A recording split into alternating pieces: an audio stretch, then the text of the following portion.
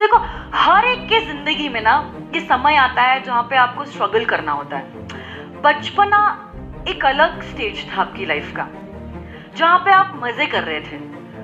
आज अब कुछ अलग स्टेज है जहाँ पे जितने मजे आपके माँ बाप ने आपको कर दिए हैं वो आप उनको रीपे करवाओगे आफ्टर अ लेटर स्टेज। तो देखो, obviously you have to go through this stage.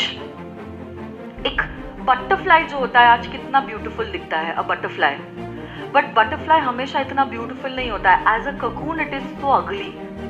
आपको मालूम है बटरफ्लाई की लाइफ कैसे? As a cocoon it is so ugly, but अब जब वो स्ट्रगल करता है ककून से बटरफ्लाई बनने में, ये स्ट्रगल के कारण क्या होता है, वो निखरता है और वो इतना सुंदर दिखता है। बट जब हम देखते हैं, हम उसको देखते हैं एज अ बटरफ्लाई, बट ये सुंदरता उसको बचपन से नहीं मिली थी। ये सुंदरता उसने खुद अपने आप के लिए हासिल की है। तो अगर आप भी चाहते हो कि आपकी जिंदगी सुंदर रहे, आपकी जिंदगी जो है वो निखरे, आपको कभी ना कभी तो स्ट्रगल करना ही होगा। कब तक माँ बाप के पैसों पे आप रहोगे? तो ये जो स्ट्रगल करने का समय है वो आज का है, आज नहीं तो कभी नहीं। चॉइस इज योर्स कि मुझे शॉर्ट टर्म में गेन चाहिए और लॉन्ग टर्म में पेन चाहिए, या मुझे शॉर्ट टर्म पेन चलेगा बट मेरे को लॉन्ग टर्म गेन चाहिए। When I look back now, friends, listen to this now. When I look back, I realize कि इस CA के शब्द में बड़ी ताकत है। ये शब्द CA, it had the power to make my dad happy. पता नहीं इस नाम में ऐसा क्या है। I used to wonder at that time. पता नहीं इस नाम में ऐसा क्या है कि it made my father happy. इस नाम में पता नहीं ऐसा क्या है कि लड़की वालों ने कहा कि yes, now we are okay. CA है, हाँ बिल्कुल है। Now we are okay. We can, you know, get our daughter married to this guy. और CA में पता नहीं ऐसा क्या है। When I cleared CA and I appeared for the interviews, I got a job. पता नहीं CA के नाम में ऐसा क्या है। दोस्तों, ये जो CA का नाम है ना, नाम, you don't realize this right now, मगर ये जो CA का नाम है ना, it has amazing powers. आपने सुना है राम से बड़ा राम का नाम? सुना है आपने? सुना आपने राम से बड़ा राम का नाम? मैं आपको एक किस्सा बताता हूं। हनुमान जी एक बार राम जी के पास गए और उन्होंने कहा, प्रभु मैं आपका सेवक हूं, आपसे एक छोटी सी बात कहना चाहता हूं। बोले हाँ जी बताइए। उन्होंने कहा, प्रभु आपसे बड़ा आपका नाम है। तो राम जी ने कहा, क्या मतलब? बोले, प्रभु मैं आपका नाम जपते जपते पूरा का पूरा सागर लांग गया था और श्रीलंका पहुंच गया था, और आपको तो देखो इतने बड़े पुल की जरूरत पड़ रही है। वो हैरान हो गए, सोच में पड़ गए। बोले रियली? बोले बिल्कुल ऐसा है। तो उन्होंने कहा, यार ऐसा लगता तो नहीं है। बोले आप एक और एग्जांपल ले लो, एक और एग्जांपल ले लो। हम आपका नाम लिखते हैं पत्थर के ऊपर, राम, और पत्थर तैरने लगता है। आप ट्राई करके देख लो। तो दोस्तों, राम से बड़ा राम का नाम, और मैं अपने एक्सपीरियंस से आज आपको बताता हूं, CA इंस्टीट्यूट द ऑर्गेनाइजेशन, इससे बड़ा इसका नाम है, इससे बड़ा इसका नाम है। ये जो नाम है ना CA, the moment you attain this word CA, you command respect, power, recognition, social status, everything. It has amazing power. I don't know something about this. पर लोग कहते हैं राम नाम जपो पार लग जाओगे। ऐसे कि अगर आप CA का नाम राम जप रहे हो, जिस तरीके से all of you are at this point in time in your life, I can tell you from my experience, going to serve you. There is no doubt about it. ये जो CA का नाम है, ये CA से बड़ा है। CA का नाम CA से बड़ा, ये बात आप भूलना नहीं।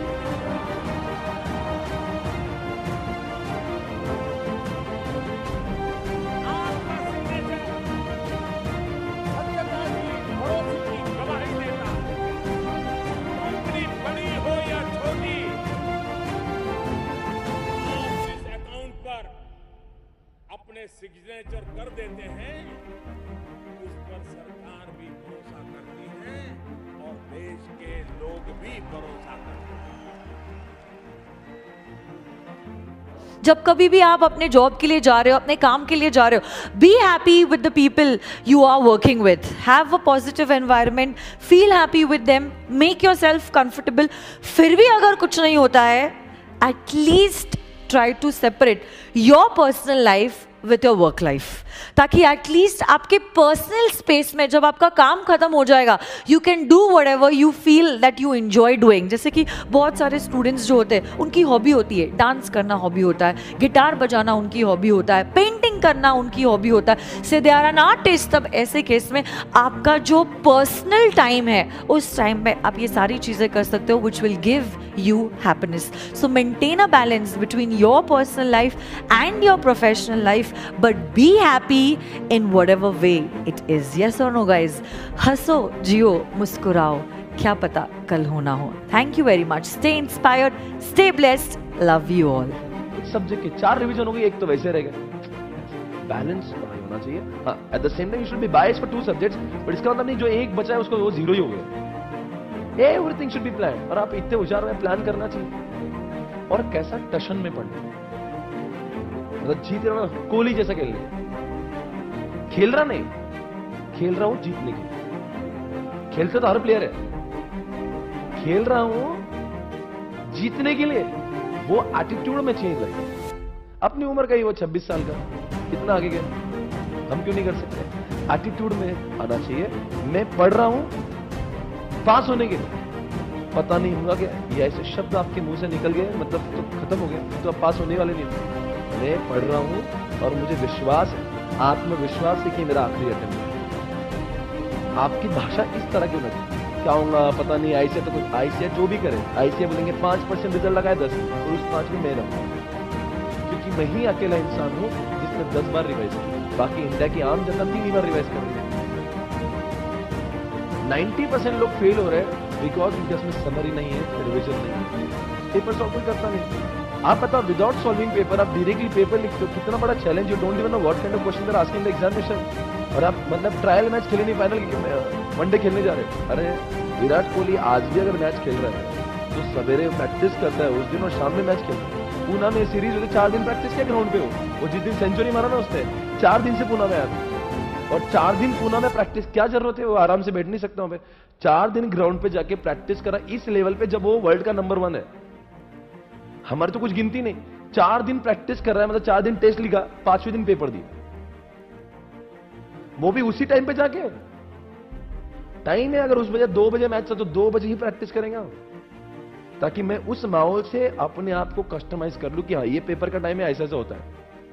तो आपकी पेपर मतलब आखिर की जो 30 दिन है, उसमें 30 दिन 30 पेपर लिखना आप, तो 31वां दिन जो पेपर का आएगा ना, ऐसा लगना चाहिए ये तो रोज का ही काम है। That should become a habit, it should not be something which is challenging for you. आपको ना चाहिए तो रोज का ही है, रोज करता हूं मैं ऐसा टेस्ट ना, हाँ चलो। वो एटीट्यूड में पढ़ाई करना, पढ़ाई सब कर रहे भाई, फेल कितने लोग हो रहे हैं? पूरा 93% लोग फेल हो जा रहे हैं। सिर्फ पढ़ाई करने का तरीका डिसाइड करेंगे पास। कोई भी होशियार आदमी नहीं है और कोई भी पागल नहीं, सारे लोग होशियार हैं। पढ़ाई के तरीके सीखें, है ना, और एटीट्यूड में, और out of the other situation. आज पापा मेरा ही लेक्चर देख करके मेरे को प्राउड बोलते हैं। One of the first viewer on my video is my dad, who is also the critics. तेरे को ये नहीं बोलना चाहिए, बट अब ठीक है, दैट्स अ डिफरेंट पॉइंट। तो ये टाइम अपने को लाना है। सोच, मैं तेरे को बस एक चीज फील करवा के देना चाहता हूँ। जिस दिन तूने ये वर्ड देखा था ना, तेरे साथ क्या क्या हुआ था पता है? पहला यू क्राइड। जिसने फर्स्ट टाइम रिजल्ट देखा था ना, और जिसने आज तक फेलियर कभी नहीं देखा था, पहली बार रिजल्ट देख करके ना आंखों में आंसू आ गए थे। ये क्या हो गया मेरे साथ? 10th के अंदर में 90+ वाले, 12th के अंदर में 80+ वाले, यहाँ ना 40 के लिए झगड़ रहे। हाँ, Maharashtra top, Maharashtra top, 10th top, school top. क्या किया तुमने? क्या किया टॉप? तुम टॉप। यहाँ सारे टॉप लेके लगे रहते, और पता चलता कि जो बंदे ने 40% 50% लेके आए थे वो बंदा पास हो गया। पॉइंट पता है क्या है? उसकी भी कंसिस्टेंसी और तुम्हारी भी कंसिस्टेंसी। फेल होने के बाद ना बॉस, सबसे पहले जो सबसे पहले जो टूटा था ना, वो टूटा था मेरे पप्पा का।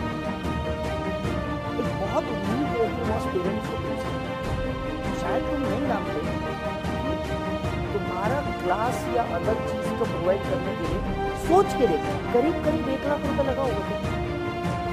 1 लाख रुपए मिनिमम में लगा होगा तेरे को पूरा सीए का दोनों ग्रुप की क्लासेस, रहना खाना पीना सब मिलाकर 1 लाख रुपए भी लगा होगा। मिनिमम बोल रहा हूं मैं, मिनिमम। ज्यादा ही लगा होगा, कम नहीं बोल सकते अपन।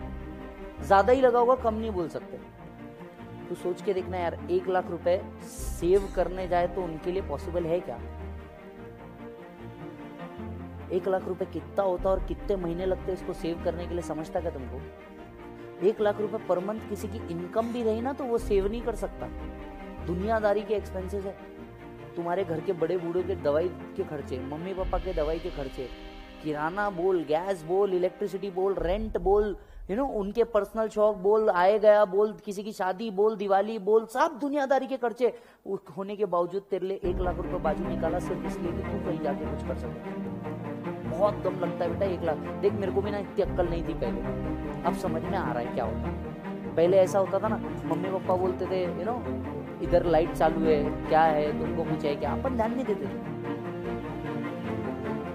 आज वही जब इलेक्ट्रिसिटी का बिल खुद को पे करना पड़ रहा, तब समझ में आता चुपचाप जाके लाइट बंद करना पड़ता। बस फर्क इतना हो गया, वो लोग बोल देते थे अपने बच्चे को, अपन बोलते थे कि ये चीज उसको कभी तो रियलाइज हो जाएगी। बस फर्क इतना ही पड़ता है। मतलब ज्ञान पहले भी ऐसा नहीं था, पर अब रियलाइज हो रहा है कि पहले ये सेइंग्स लगती थी, अब ये रियलाइज होता है कि यार ये चीज करनी चाहिए। You all are enough matured boss इस चीज को समझने के लिए। तुमको हर बार किसी टीचर ने 1 घंटे का मोटिवेशन लेक्चर नहीं देना चाहिए। तुमको रियलाइज कराने के लिए now you are responsible, you have to take the responsibility. तीसरी चीज तेरे साथ क्या हुई थी पता है? Book fear. इसके बाद तेरे को डेवलप हुआ था बुक फियर, जब पहली बार देखा था।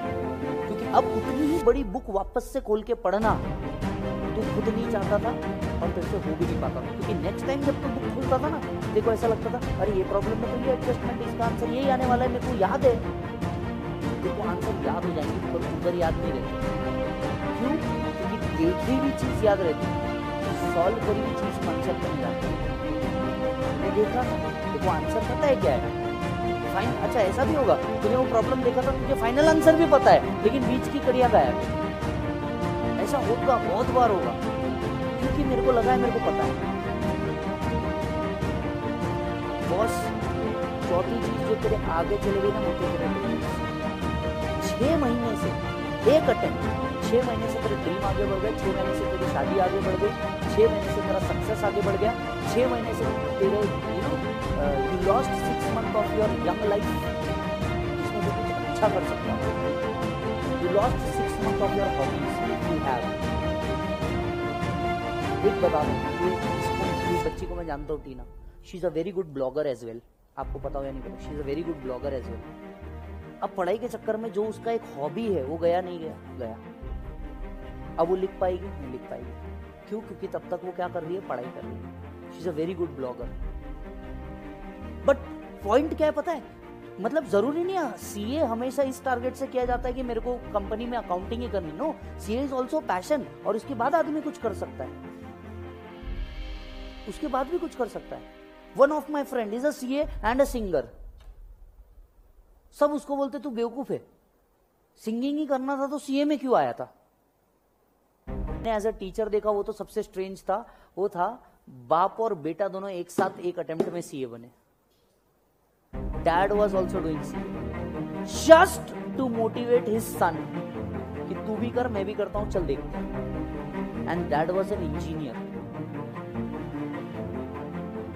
समझ सकते हो लेवल, लोगों का थॉट लेवल इस कोर्स के लिए, डेडिकेशन इस कोर्स के लिए।